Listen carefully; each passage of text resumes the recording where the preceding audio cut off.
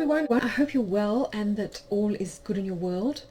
I've been a little bit late in getting this forecast out, and there's a couple of reasons for that. I think the first is that I was knocked a little bit kind of off kilter by what was happening at the beginning of the week with the whole kind of Afghanistan thing, and but secondly, it's interesting. I put up a picture of Hokusai's Great Wave on one of my social media profiles, and it proved to be quite prophetic because the information that came through with this particular full moon when I was trying to do the forecast was just like a tidal wave. And so I've been trying to kind of sort through it, and I've been kind of reworking material and reworking material and reworking material, and there's just so much that it's been quite exhilarating but also quite exhausting in trying to sort of synthesize it into some kind of logical and coherent sort of whole, if you like, that is kind of digestible, that's not sort of overwhelming or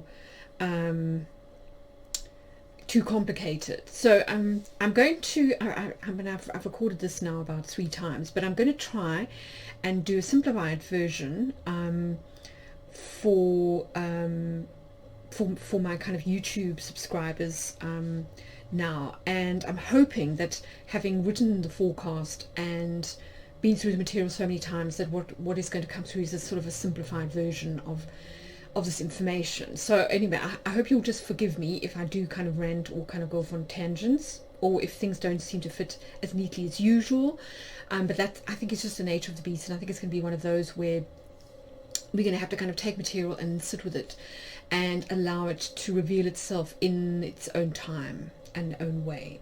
So anyway, let's dive in and see what we can look forward to. As always, I've prepared a little cheat sheet so you can look at the 2 aspects of life that you're kind of balancing at the Sturgeon Full Moon. It's also known as the Mountain Shadows Moon, which I find fascinating. So what is coming to completion, or what are you kind of balancing out? What are you closing out? Or what's kind of coming to fullness now, kind of blossoming like that beautiful desert flower. So again, best way to sort of work with this energy is to find your ascendant. So if, for example, your ascendant is Leo, then the moon will be in your first house it'll be in your 7th house of significant to others, because of course it's in Aquarius. So spouse, romantic partners, love relationships, and so on. And the sun will be in the opposite sign of self-expression, your first house of like self-expression, physical appearance, health, vitality, and so on. So in other words, the moon will be in your 7th house if you've got Leo rising. So find your ascendant, and then just look at the opposite sign, and those will tell you the 2 kind of life areas that you're sort of balancing out over the next 2-week period of the waning moon cycle. So this is the second Aquarian full moon that we have in a row. The first one we had at the end of July, which came on the back of that beautiful new moon in Cancer, and then of course was followed by the new moon in Leo, which took place at the sort of peak of the Lionsgate portal. So there's been a lot of kind of information and kind of an influx kind of happening, and I feel a lot of it has to do with 2 main themes, which are kind of communion, so reconnecting with others, and opening up the heart center, especially the high heart center, and kind of living life with an open heart. So this is very much that kind of Leo theme, which it's Cancer, Leo, it's both, because if you think the heart chakra's got 3 chambers, and so I feel what we're doing now is we're kind of opening up to the 3rd chamber, which is sort of the kind of the high heart, or the sort of communal heart. This has to do with kind of universal love, and of course that is expressed very well through the sign of Aquarius, which is all about kind of universal love, brotherhood of man, and so on. But what's interesting about this one is that it's very much kind of, it's happening at the end degrees of Aquarius, as opposed to the first full moon, which happened at the beginning of Aquarius. So we're kind of shifting out. We're moving from this kind of fixed energy of Leo season, around the signs like Aquarius and Leo. We're moving into more mutable energy, and so I think this is actually quite in keeping with the spirit of this full moon, because if you think about the sign of Aquarius, he's actually got a sort of a water jar, a vessel, and he's pouring sort of water down kind of onto, it would in Babylonian terms, onto the field, because they saw this, the Pegasus as a kind of square, the square of Pegasus they saw as being a field, and this was sort of the great man who was irrigating the field. But for our kind of terms and purposes, if you think of the link to the star and the tarot, that this is, it's not necessarily physical water as in kind of rain, although it can be symbolized like that. If you think about the last full moon, we had that Sabian symbol that was all about the thunderbolt and the thunderstorm, and so we can see this as being the focus on rain, but it's the waters of life, it's the kind of primal waters of life, and we'll see that this is full of symbolism for this idea of kind of the new man, the anthropos, as symbolized by the sign of Aquarius. It's one of the few constellations that's actually human. It's a man, but also of the prima materia, the alchemical waters of life, quicksilver, and of course Mercury is very prominent at this full moon, along with Uranus, which is sometimes considered to be its kind of higher frequency emanation, and there's a lot here about Mercury in his form as, first of all, the alchemical Mercury, secondly as the kind of guide that leads us out from the underworld as Hermes, and then so it's kind of Hermes Trismegistus, and that's threefold Hermes, thrice great Hermes, but also in terms of Hermes as the green man, which comes through very strongly in the Sufi tradition, where he's associated with the angel Gabriel, who is of course the angel of both revelation, which is, if you think about Hermes Thoth, the god of wisdom, but he's also the god of the angel of humanity. So we're kind of having all these symbols sort of coming together, and as we'll see as we kind of work through the forecast, this is really about reconnecting with what is eternal, with what is universal, but not on a kind of a horizontal sort of plane, so not in terms of like standardization or kind of like universal tools, like technology. This is more about kind of the elevated form of what is universal, as in the language of the soul, things like love, things like compassion, so on. So reconnecting with those kind of universal values that cross across cultures, religions, and so on, and kind of unite us as humans. It's that sort of emphasis. We'll see that when we get to the Sabian symbol in particular. But the other thing that's really important is that at this full moon we're working with the elements of air and of fire. Of course, Leo is fire, and Leo rules the heart, even though the element of fire is more associated with the solar plexus. We're dealing here with the heart, but it's the winged heart. So we're adding air into the mix. And if you think about the heart and the lungs, they work together. And also, the lungs, which is how we interact with the world. We kind of inhale and we exhale. We breathe in the air of the world, and then we then sort of release our kind of watery air back to into the atmosphere. So there's this communing, and of course with the sign of Aquarius we are talking about social ties, social bonds, social connections, group affiliations, that kind of thing. And then the other one is that, we're talking about airy water here. So if you think about, as I say, we're talking about a fixed air sign, but yet it's the water bearer. So we're talking about quintessence. We're talking about the fifth element, which is this combination of sort of air and water, if you like.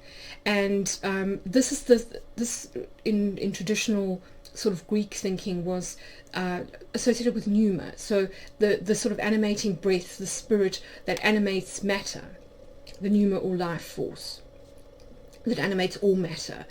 And we'll see that this is also really important when we come to how communication and language, which are kind of Mercury ruled, can help to sort of bring us together. And this doesn't necessarily have to be verbal language, although it can be. It can also be the language of symbols.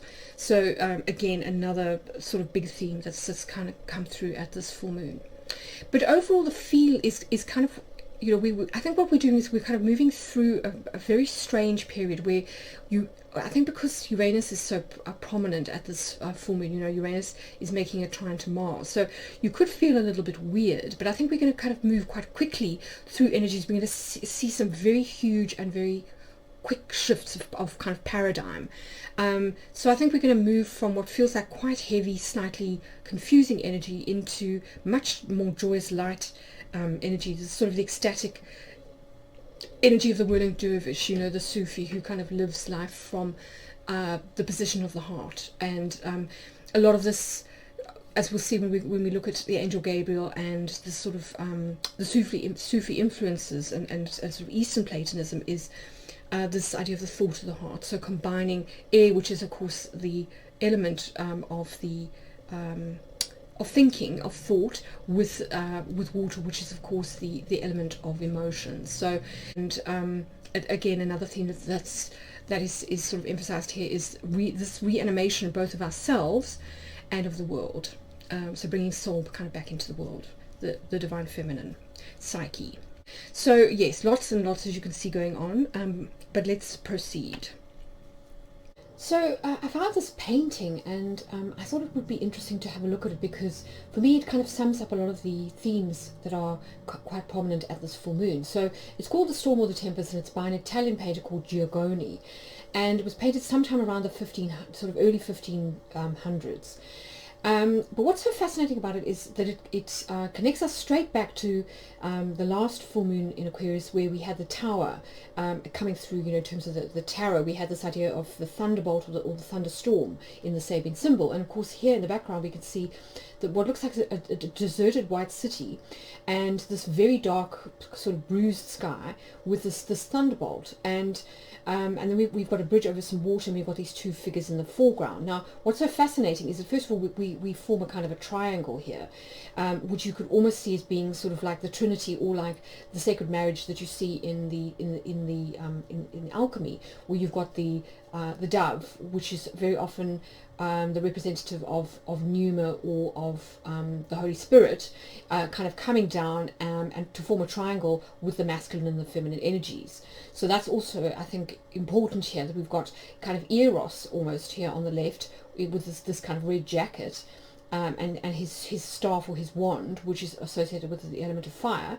And then we've got Psyche on the other hand here in white, but she's also a mother. This is what's interesting, and of course this kind of harkens to the idea of Mother Earth first of all, but also of the Anima Mundi, who is considered to be the soul of the world. So I've included this quote here from Robert Flood, because I think it really sums up one of the key sort of points about this particular full moon, which is nature, the nursing mother of all things, who connects the divine fiery heaven, the astral ethereal heaven, so symbolized by the sky and the thunderbolt, and the sublunary elemental world. She is the soul of the world, the mediator between the divine spirit and material expression. And of course this is really kind of key. This is the whole thing, is that because our cosmology has collapsed into this sort of Cartesian dualism, we've forgotten the connecting world of soul, which is supposedly like located in the heart center, and it is this mediating realm that actually helps to connect heaven and earth. So we need the divine feminine to return to the world, the soul to sort of return to the world, and for the soul in ourselves to kind of return. And this is sort of a huge theme at this full moon. Now, what's also fascinating is that if you have a look in the background, you can see a white bird on the roof of what looks like some kind of tower. And if we kind of zoom in, we see that it looks like some kind of stork or crane. Now, of course, the stork or the crane is associated with motherhood. So you kind of get in this idea of the nature and the macrocosm and the microcosm reflecting each other. We've got this figure of the mother here who's in white, and then we've got this white bird who is associated with motherhood in the background. So there's a sense of something new being born, this kind of rebirth. And I think this is a huge symbol, a huge theme at this full moon, is this idea of rebirth. So that's just kind of something to bear in mind. But what's also fascinating is the following. So if we have a look here at the card in the tarot associated with the sign of Aquarius, the star, we see a couple of interesting overlaps. So first of all, we've got this detail from the painting on the other, of the Tempest, and we see first of all this figure in the background, as I say, this what looks like a stalk or a crane. And then we look over here in the card, and we can also see what looks like a stalk or a crane in a tree, so kind of elevated, much like this bird is, sort of in the air. So we're getting the sense of kind of an airy mother, if you like. So almost the celestial mother, which is of course associated with the sign of Virgo, for example, which the sun is going to ingress into sort of shortly after this full moon, and as well as figures like, as I say, Sophia, the goddess of wisdom, and so on. And then what else is fascinating is that the star card comes after the tower in the Tarot Trumps series, and so here we have this image which is similar to the tower, with this lightning bolt in the sky, and then this tower that looks like it's had its roof kind of blown off, or possibly another thunderbolt has kind of sort of blown it up. And then we follow on with this idea of the star, with the with this white bird, the crane or the stork. And then the figure herself is interesting too. First of all, she's pouring water into what looks like a pool, and it's interesting how the ripples look very similar to the sort of the circle of the stars when you kind of capture them in time lapse over the course of an evening. So there's this correspondence between above and below, and we can see also the water jug being reflected here in the symbol for Aquarius, with the vessel that is pouring into what looks like a Vesikapiski. So very similar to this pool that we have here. And of course, if we look back at the previous image, we've also got this pool of water in the background. So there are kind of a lot of overlaps here that I think are very, very interesting. And then what else is kind of fascinating is that we've got 7 stars in what looks like a sort of a crescent shape, which you could see as being like a Grail cup. So I think it's quite fascinating that we have the study of the Grail cup, which is of course associated with the womb of the Divine Mother, the Anima Mundi, and of course also of Mary, the Virgin, who is visited by the angel Gabriel, and is then during the Annunciation, and who tells her that she's going to be filled with the Holy Spirit, and this is her womb is going to be filled with the Holy Spirit, and she's going to give birth to the Messiah. So there's this idea of the second coming, so a kind of a reset, a rebirth, but also the link to the Grail cup, to this idea of kind of receptivity and the womb, so of creativity as well. And then the other thing that's fascinating is that these stars, as I said, they're kind of 7 in total, and so this ties in quite strongly with traditional astrology, where we have the 7 planets which precede the kind of the discovery of the modern planets. So lots and lots of overlaps that I find quite interesting. And of course, the star in the tarot is all about hope and about healing, so I really feel that is a huge theme at this full moon. But also it's very much associated with the naked woman, is about kind of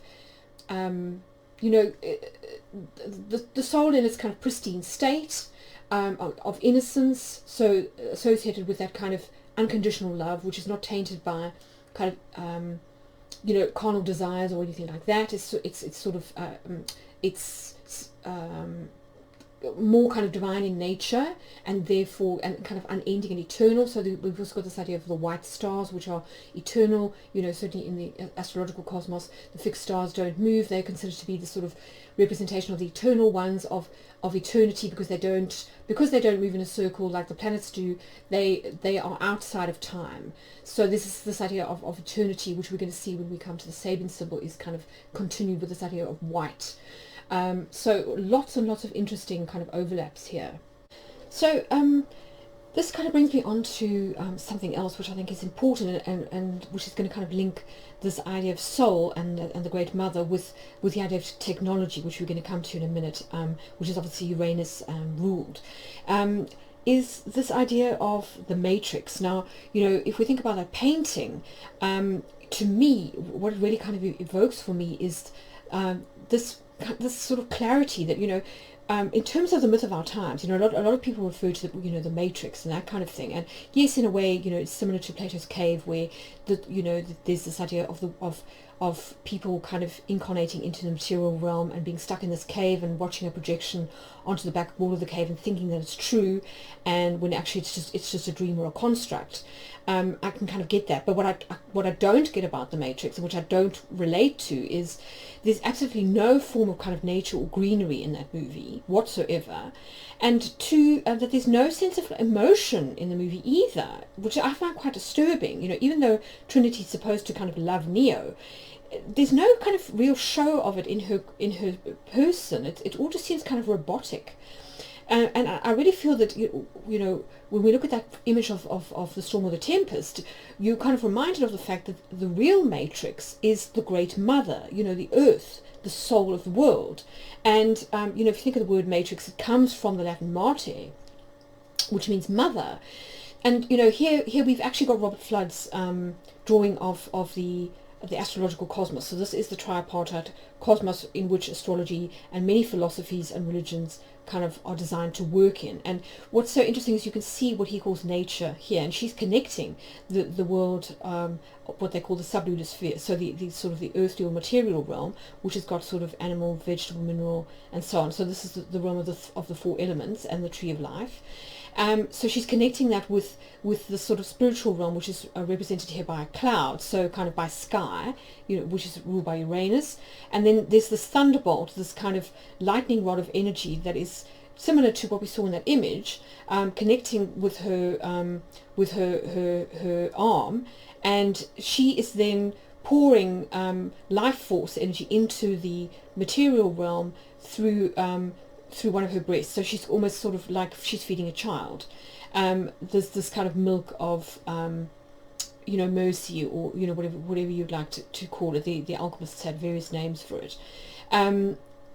But she's kind of connecting these two realms, and you can see that these are all kind of little angels, kind of little cupids that are sort of floating around here. And then the kind of bordering this is the fixed stars, which is this sort of blue area called the Caelum Stellatum. So this is the fixed stars. This is the constellations, which are kind of static, and which relate back to the image of the stars we saw in the tarot. So this is the realm that borders on kind of the heavens, if you like, the upper heavens, where you know, the creator and the celestial beings like angels are said to kind of reside.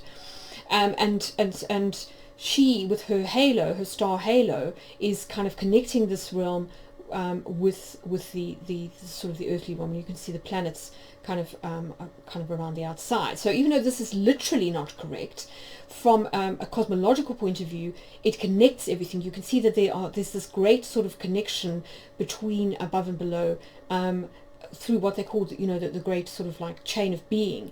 And this means that everything is connected in the cosmos, nothing is separate. And this means that schism that we kind of talked about, you know, that kind of happens when you lose the intermediate realm of soul and of the heart.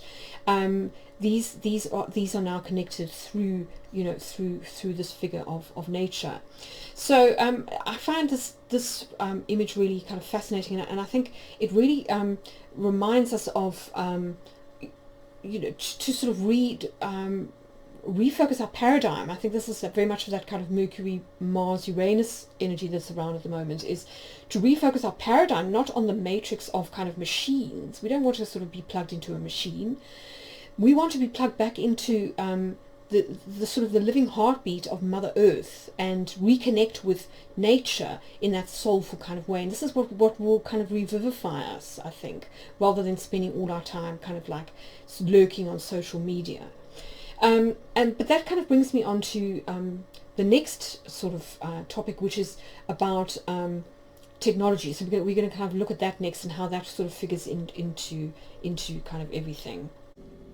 So yes, so kind of getting to this idea of alienation. So if we kind of think about the heart center, and we're only thinking in terms of kind of air, we can get into a space where we, if we don't have that mediating world of the soul, which is considered to be lodged in the heart. You know, this is true of the Egyptian tradition, it's true of you know, the Hermetic tradition, and it's true of the Sufi tradition, that the mediating world of soul lives in the heart. And without that mediating world of soul, everything becomes very sort of split between the mind and the body. So we feel very kind of polarized, and so it's so interesting that Tom Cheetham kind of writes about this in his book, Green Man, Earth Angel. He says we are in danger of becoming defined and dominated by our tools.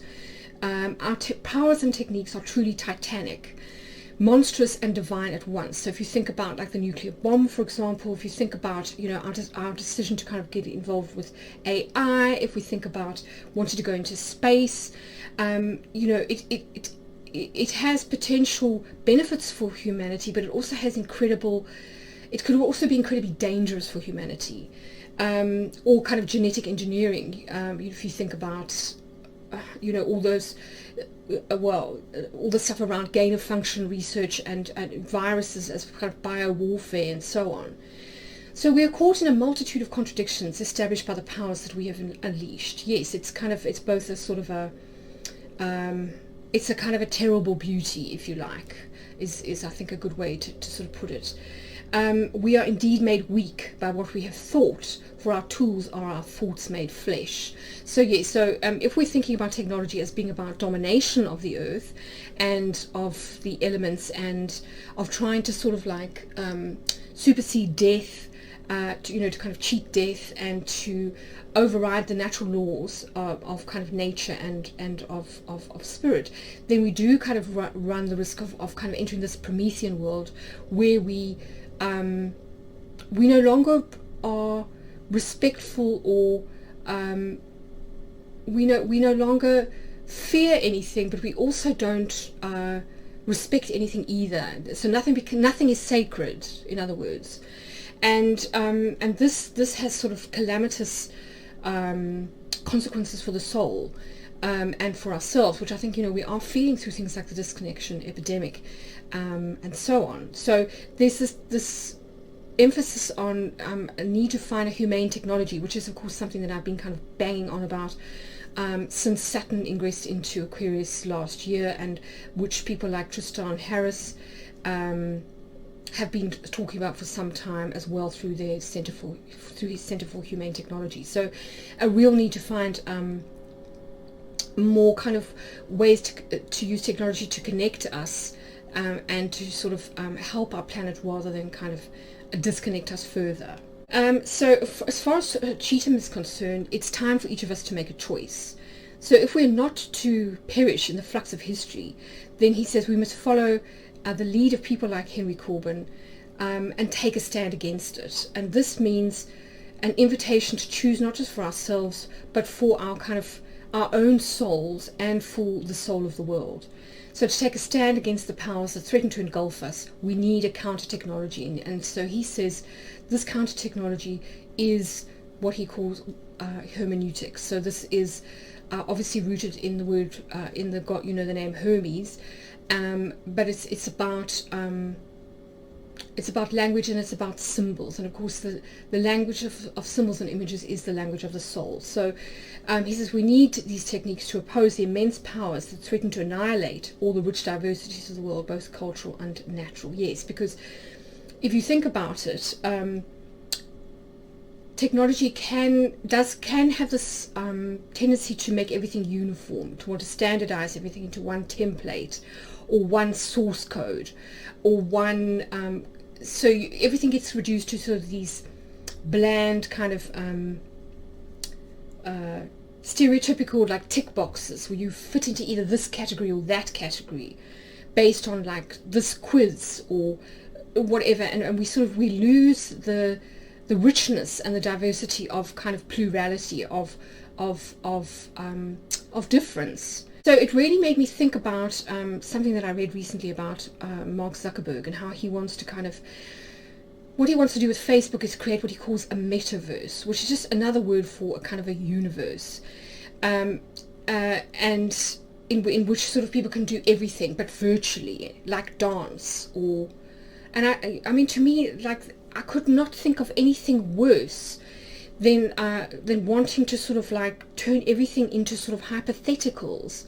Why would I want to virtually dance when I can dance with my body and sort of feel the joy of kind of moving to music? And it just kind of filled me with dread. So it really kind of tapped into these ideas of technology, the hive mind, and the metaverse. And it's interesting again, that one kind of philosopher says the event of technology as a whole has meant the end of eachness, the end of cosmos, and the victory of universe. And yes, if everything sort of gets flattened to this one kind of one size fits all kind of mentality, yes, it might be useful to sort of like connect everything up, but we, as I say, we also lose what makes life so rich, which is kind of individuality, and that's something that's ruled by Leo. So you can see how the two things work together, that we're trying to balance this need for individuality and for heart on one hand with the need for kind of head and for universality, or kind of connection, if you like, rather, on the other. So we have to find a way to sort of balance richness of diversity against the sort of bland standardization of the technological metaverse. So we don't want to become stereotypes. We don't want to become the same as everybody else.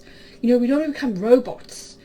What makes life interesting is our differences. But I think the key here, and this is where I think the planet Uranus really kind of comes into focus, is that we don't want to be so different that we feel alienated from others. And in this sense, I think sometimes where we have maybe kind of got a little bit wrong, particularly when it comes to things like, wanting when we kind of go on the sort of campaign for kind of equal rights for minority groups, that we don't end up sort of saying, well, this minority group must be recognized and seen as special, because then it kind of almost becomes, all right, well, if this minority group sort of is special, then what about say women, or what about sort of disabled people, or so which minority group then becomes special, and then you can kind of go on and on and on, and everyone can sort of find some way that they are kind of different from everybody else, and so must be treated as special. But then if everyone's being treated as special, then no one is special, so it becomes meaningless. And I think it's important for us to focus more on what unites us rather than divides us. And that, I think, is where what Aquarius is trying to sort of get us, the full moon in Aquarius is trying to get us to see, is that we need to see ourselves as humans. And, in that sense, we have shared aspirations, we have shared traits. We all want to love, we all want to be loved, we all want to be understood. We all want to kind of live in, have enough to eat. We all want to live peaceful, contented, fulfilled lives. So if we focus more on those qualities rather than, I've been sort of discriminated against and I feel so hard done by, and kind of go into victim kind of mode and sort of rail against the unfairness of kind of everything, then we're just going to alienate ourselves from other people. So I think it's very important to, as I say, to focus more on the idea of Aquarius as opposed to the planet Uranus, which can sometimes be a little bit of a rebel, and that teenager who wants to kind of go and sulk in their room and who feels misunderstood and all that kind of thing, who's very sort of hormonal. And then the other thing is that at the same time we need to sort of balance this need for connection with a need to maintain or to restore a sense of the sacred. So what I was saying with this idea of uniformity, where nothing becomes sacred, that instead what we don't want to become throwaway, so like this quote says, concrete objects, tables, cars, shoes, tin cans, plastic now have their nature in being throwaway objects, and only abstract technology as a whole has divine value. So we don't want to become just commodities that are kind of used by Facebook or other social media platforms, where our kind of identities become commodified, and we just become things, essentially data. We want to sort of maintain a sense of the sacred, because that is how we maintain respect for each other, is by seeing another human person as holy, and seeing ourselves in them and vice versa, that sense of kind of empathy and compassion. And that is the very thing that we're losing through the way that we're kind of using technology. So there's a real need to kind of like to rethink how we use technology. So I think that ultimately what we are kind of moving towards is a more kind of humane way of using technology. I think that this is one of the the things that is one of the messages that's kind of coming through at this full moon, because immediately I kind of thought about Bitcoin, and I thought, well, where do you put Bitcoin in all of this? Because it certainly has this potential to really kind of unite people and to uplift people who've kind of been stuck in sort of slavery, economic slavery for so long. So it really kind of resonates with the idea of freedom, which is so inherent to the sign of Aquarius, and particularly the planet Uranus. But I think what we need to do is connect it to heart. So this is something that Tom Cheetham really teases out quite nicely. He says we mustn't sort of see all technology as being the same. Some technology, like a bomb, for example, is terrible. So is a bioweapon. But other technology, if used sort of from a kind of position of kind of love, and from a position of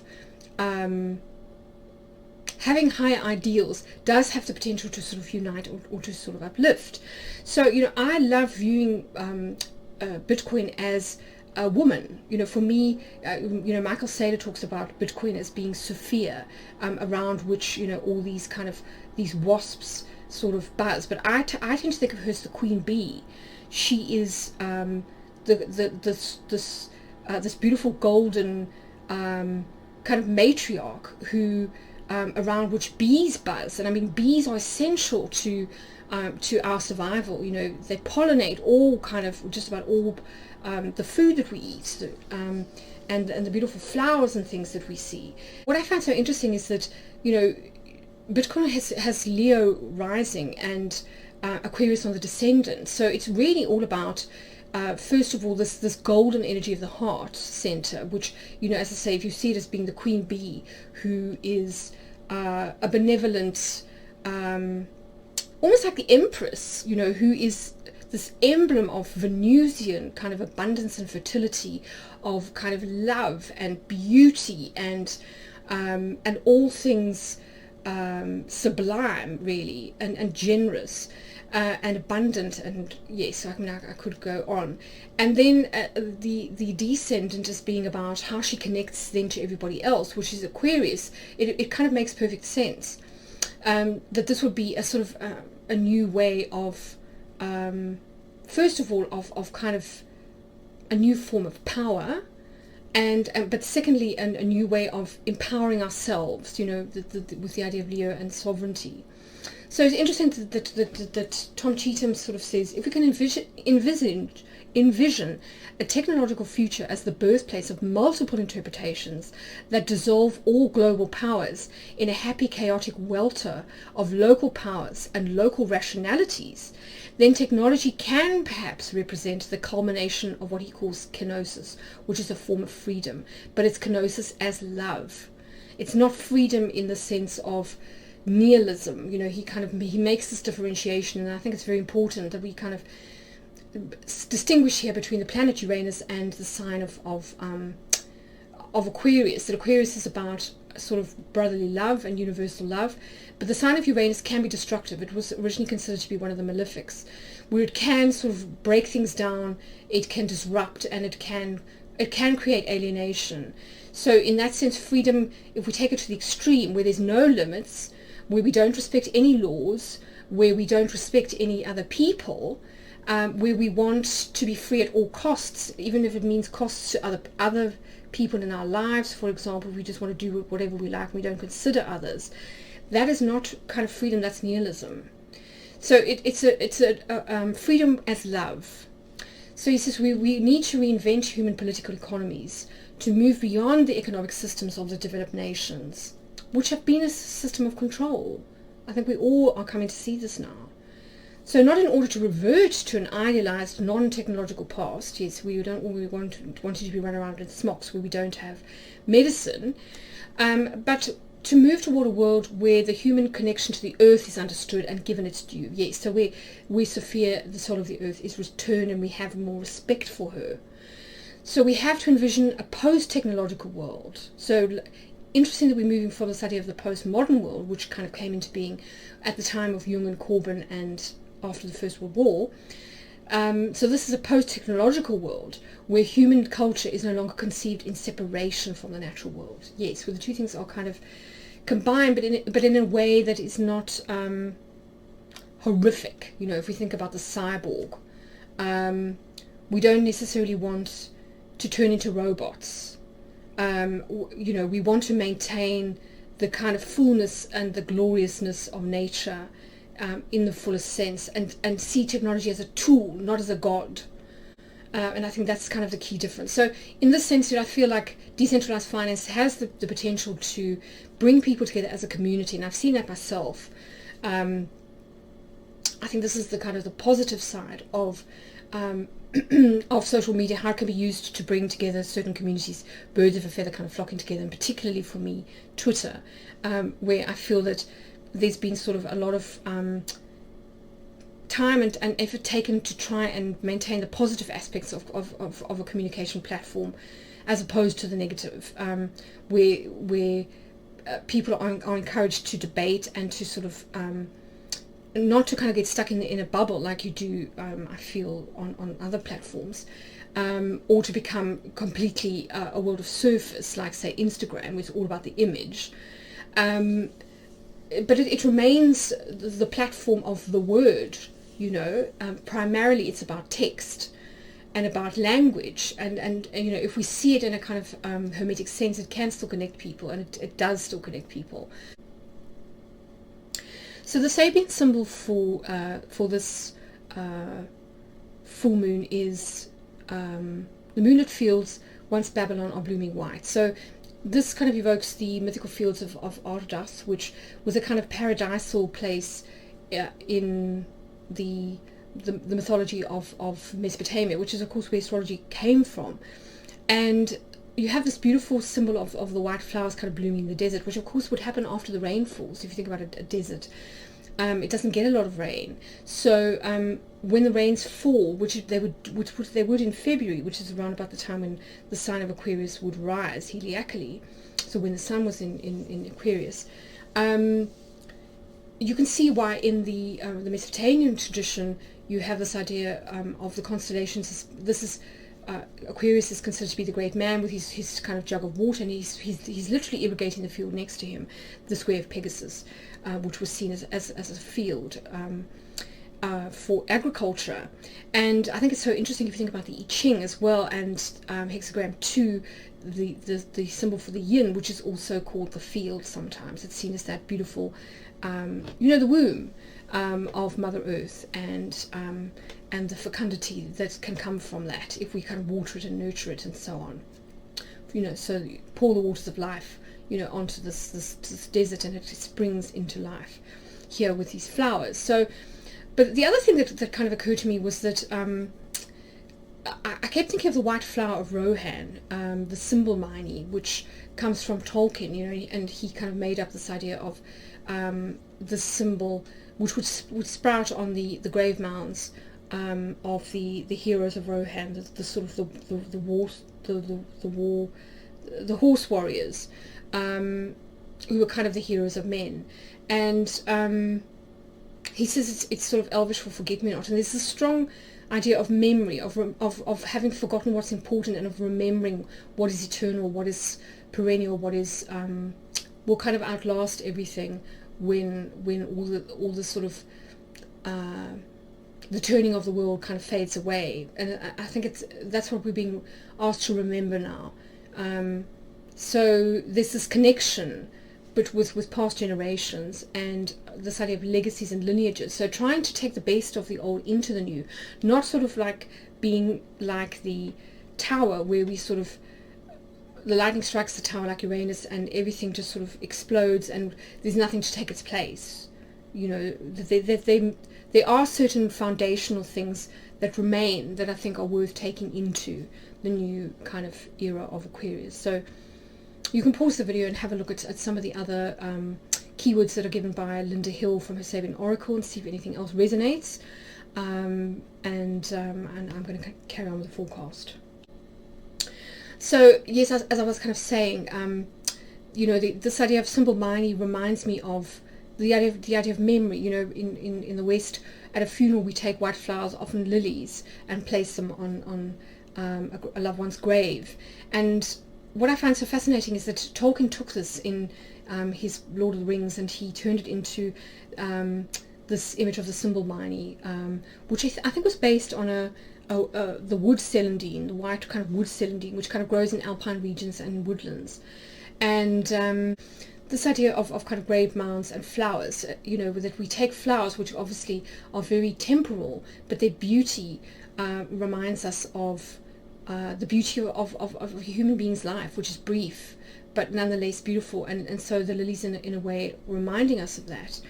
But what's also interesting is that the lily is tied to the Archangel Gabriel, and we'll see that this connects to the idea of rebirth. I've kind of collated these three images here, which I think are so interesting. So if we think about as I said, the Angel Gabriel appears at both kind of birth and death in a way. So in Leonardo da Vinci's painting, we see the Angel Gabriel appearing to Mary, and he's holding the flowers associated with him, which is these kind of white trumpet lilies. And then what's so fascinating is that we put those on graves, but why do we put those on graves? It may have something to do with the fact that, as I say, lilies are trumpet shaped, and there are some plants that are actually called the angel's trumpet, which remind us of the fact that the Archangel Gabriel is a messenger, like Hermes, like Mercury Hermes. The Angel Gabriel also is a messenger who appears in Revelations with his trumpet, which looks like a lily.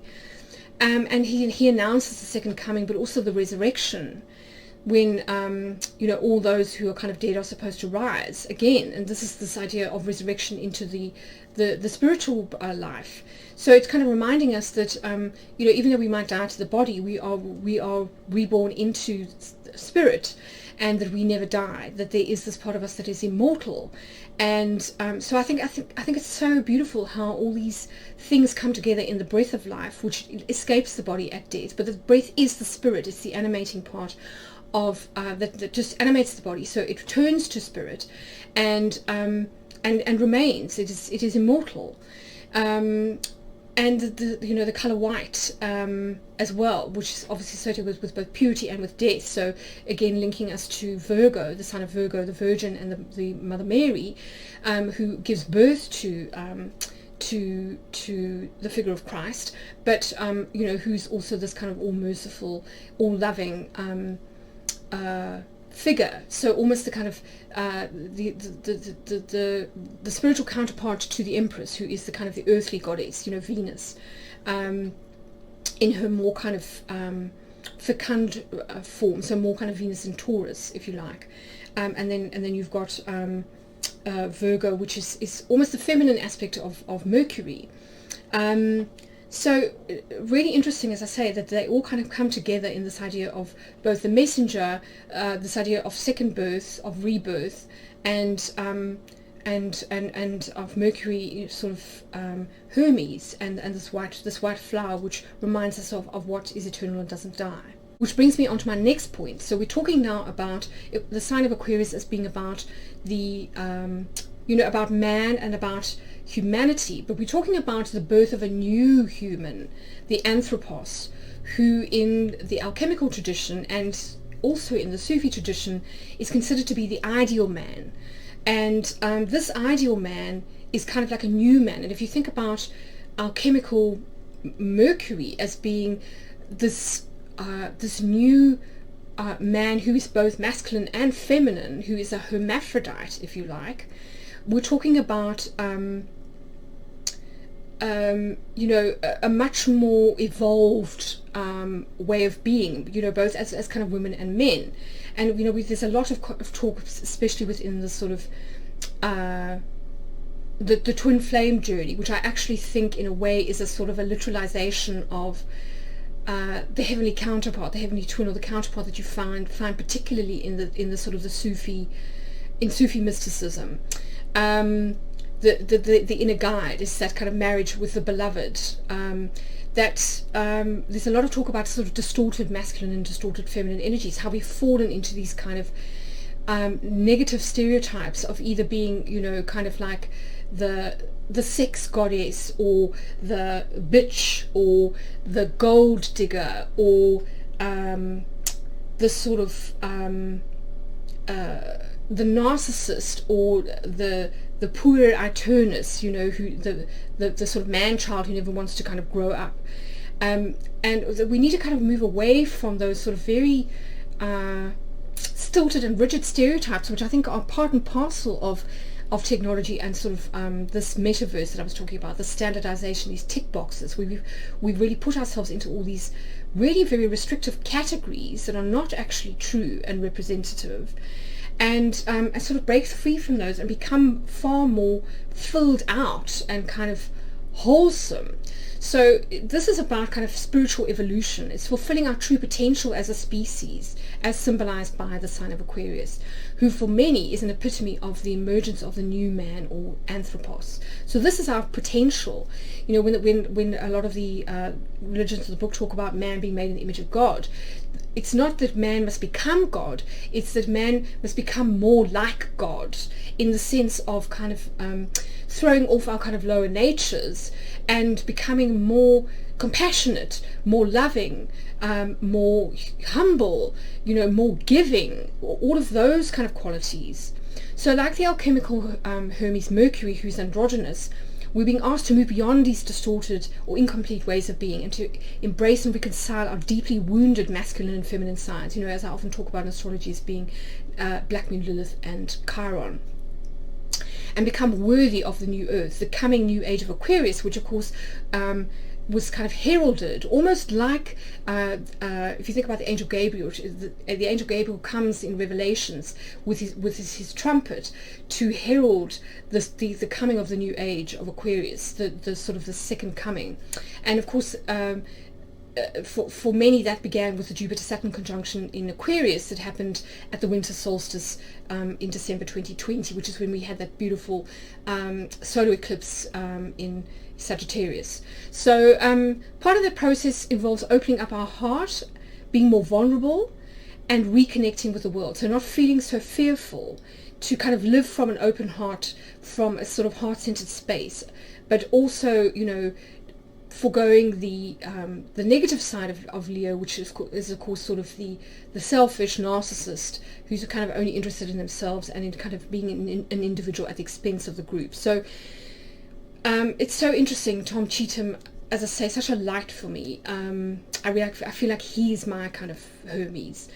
So he says we must try, in the face of all that is darkest in this night of the world, which is kind of where we find ourselves right now, to learn what the Sufis call the thought of the heart. And of course this is the gift that Henry Corbin kind of brought to, first of all, archetypal psychology through James Hillman, but also through his own work on kind of Sufi mysticism. So now we move on to the fixed star aspects, and as I've kind of hinted at already, one of the key ones is that the sun is going to be with Regulus. This is the king star. It's the heart of the line. It's called Corleonis. You can see here the sign of Leo, the sidereal constellation of Leo, and here is the sun, and you can see it's in the position of the heart of the lion, which is where Regulus is. So Regulus is associated with kingship for this reason. It's leadership that is heart-based. You know, if you think, for example, of the English king, he was called Richard the Lionheart, and the reason for that, you know, has to do with Regulus, which was considered to be the sort of the king star. So it's really interesting because it brings together this idea of the heart as the center of wisdom, which we see in the work of Jung, Corbin, and, you know, the ancient Egyptians. And also as being the way to mediate between the poles of freedom and nihilism, which, you know, as I said, this Aquarius full moon is kind of bringing into sharp focus the sort of shadow side of freedom. So in many ways the sign of Leo is associated with guardianship, which we got into last time when we looked at the fixed star aspects and the connection with the Great Bear, which is of course the circumpolar star. So what I think we're being asked to sort of connect to here is, first of all, Regulus, which is in the heart of the lion. So it's again asking us to reconnect to our heart center, which is so interesting given that, you know, Jupiter is with the moon, so opening, expanding our heart center. And also there's a link here to the hidden heart of devotion, you know, linked both to this Corleonis but also to the stars of Virgo, which is to say that the sun is about to move into. So it's about to move from kind of Leo into Virgo in the tropical zodiac, not the not the sidereal one. But here, there's a sort of a refinement of the energies that we saw at the Leo new moon, where we were talking about the kind of devouring mother. Now we're talking about the sort of purity of a mother's devotion, like the Virgin Mary, that mercy, that kind of compassion, that unconditional love of Isis, which is, as I say, that energy is so, it's what replaced the kind of the Leonine focus as the constellations, as the equinoxes precessed. But Regulus is also very much about great leaders, courageous leaders who lead from the heart and who do so for the greater good of the community, not for themselves. They're not trying to kind of aggrandize themselves, enrich themselves, further their own careers, as we see with so many politicians these days. So I think what it's kind of telling us is that as the collective, we need to remind leaders, we need to choose leaders who carry the hopes of their people in their hearts, who display this purity of heart, this courage, who are prepared to set aside their personal kind of ambitions or vendettas, their kind of glory seeking, or indeed, like we saw with Trump, where he used his position as president to kind of punish those people that he considers to be his enemies, and to rule benevolently for the kind of good of the whole. So really very much from that kind of benevolent heart space. And this, of course, requires devotion to service. It requires devotion to a certain set of ideals, which is where Aquarius kind of comes in.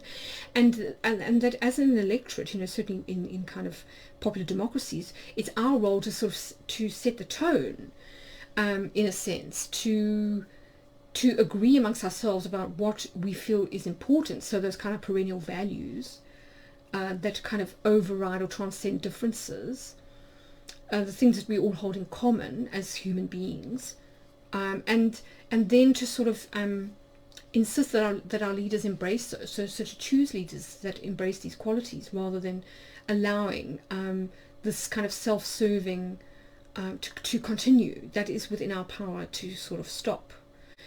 So I think that's where this idea of the ripple and the wave kind of comes in, and then just returning briefly to Uranus, which is, as I say, retrograde. So it's almost returning it back into the body of the whale.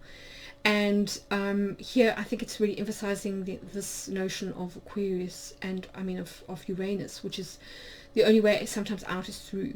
Like sometimes you have to kind of push through in order to kind of break through. So to go into the wound, or to kind of push through where we find ourselves, in order to sort of like break through to the other side. And I think this is where those trines to Mars and to Mercury are going to really help us to sort of make progress and to move forward, to take action, to sort of see what we need to do with, first of all, with Mercury, and then take action with Mars. But I think what's even more fascinating about the fact that we had this emphasis last time with Uranus and Menkar and Cetus the whale, is that this time around, rather than the kind of devouring mother kind of aspect, we're looking at the maternal aspect in a more nurturing sort of sense. So we're talking about the great mother, so the signs of Cancer being important, and of course Virgo, which is associated with the the Virgin Mary. So it's quite fascinating if we look back at this, this image that we had earlier of the matrix, sort of nature. That what I was saying was that we're moving from the devouring mother of Cetus the whale and the great bear, which the stars of I think the luminaries were with at the new moon in Leo, to the image of Sophia, the angel of the earth, as the great mother, so the great nurturer, the giver of life to the material realm. So she is, in many senses, the mercurial waters, the prima materia, the thickened field of the yin energy and the I Ching, the watery womb from which all creation emanates. You can see how all these things are kind of coming together in this idea in the symbol of Aquarius, with the sort of the waves, how this relates to alchemical Hermes, which is the prima materia, and is also the watery womb, which is essentially where we go during the dark night of the soul to sort of dissolve into, but then we are reborn again from her womb again, sort of at the rebirth, the spiritual kind of rebirth. So I found it quite interesting that, for Jung, the Great Mother is not only the destroyer of worlds, she is also the womb and the very substance of their matter. So there's this dual aspect to the feminine energy. She's terrible, but she's also the giver of life. So yes, as I was kind of saying about Hermes, the alchemical Hermes as being about androgyny and hermaphrodite.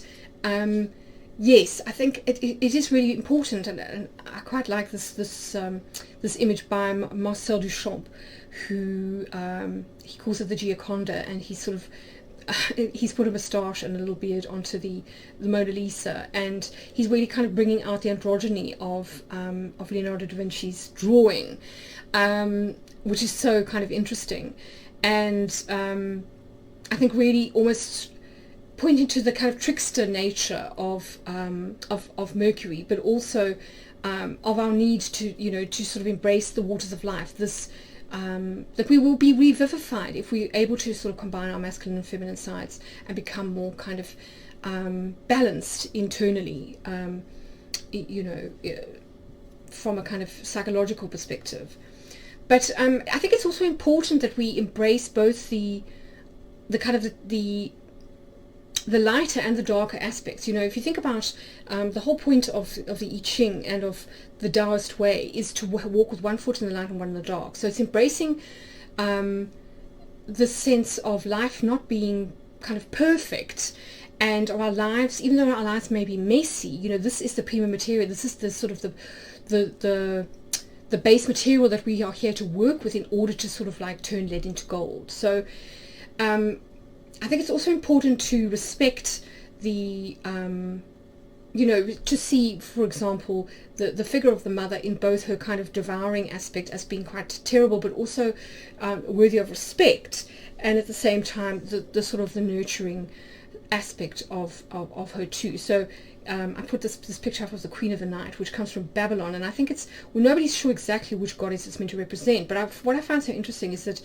she's kind of she's got a symbol here which looks very similar to the sign for Libra, and also similar to the Ankh that you see in Egypt, the symbol for life, and I wonder whether she's not some kind of amalgamation of Ishtar, which was the goddess of both war and of love in Babylonian tradition, but also of Ma'at in Egypt, who was of course the figure associated with the sign of Libra. She was about balance in everything, but she was also the judge. She was the person who would weigh the souls in the hall of judgment, and before they could pass, at the end of their lives, either into the field of reeds, which was the paradise state, or would have to kind of like be thrown into the sort of the devils to be devoured by that sort of figure of that kind of crocodile dog, to sort of undergo torment because maybe there were things that were plaguing their conscience, pricking their conscience. So Corbin talks about the numinosity of Sophia, the angel of wisdom, and the theophany of beauty, which we'll get to when we look at the Sabian symbol. And he says, in her pure numinosity, Sophia is forbidding because she is a guide. So much like Hermes, it's not just a masculine figure that can be our guide, it can also be Sophia. So because she is a guide who always leads the initiate towards the beyond, preserving him from metaphysical idolatry, Sophia appears to him sometimes as compassionate and comforting, so like the figure of Mary, the Mother Mary, and sometimes as severe and silent, because only silence can speak and can indicate transcendence. So, sometimes we need that sort of slightly more strict, admonishing kind of energy of, say, Saturn. And if you think that Saturn is exalted in the sign of Libra, there may be a reason for that. And I think it's important for us to embrace, not just sort of more feminine aspects of masculinity, but also of more masculine aspects of femininity. So, for example, in Egypt, you had the fiery Egyptian lion goddess Sekhmet, who, like Ishtar, had a sort of a fiery side. She would express the kind of the wrath of the cosmos when people had to kind of transgressed. Or Ma'at, as I say, severe in her judgments of souls at the end of life. So there's an important need to sort of not distort the feminine into this pious little woman, like the Victorians did, and to sort of allow us to see women also as figures of power, not as kind of like what are the words like bossy or bitch or kind of meddling, or all of those words that are quite sort of disempowering. So the other sort of fixed star aspect, which I've kind of alluded to already, is the Moon and Jupiter in the Great One, watering the field. So, as I said, in Babylon, Aquarius was known as the Great One, who was considered to be sort of the first ancestor of the king, similar to the Titans. This was a king who was considered to be a giant. And you could take it sort of literally or figuratively. So this great man, this Anthropos, was a kind of a priest king, and his job was to kind of water the field, so to kind of to be a steward of the earth.